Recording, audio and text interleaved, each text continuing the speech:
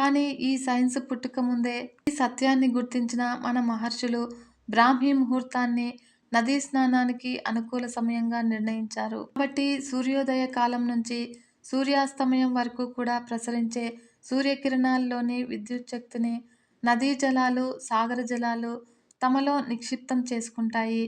తన వెండి వెలుగులతో జగతిని ప్రకాశమయం చేసే చంద్రుడు తన కిరణాల్లోని అమృతత్వాన్ని, ఔషధీ విలువలను కూడా నదీ జలాలకు అనుగ్రహిస్తాడు. కాబట్టి నీటిలో ఉండే ఈ అద్భుత శక్తులు తిరిగి సూర్యకిరణాలు పరావర్తనం చెంది అంతరించిపోతాయి.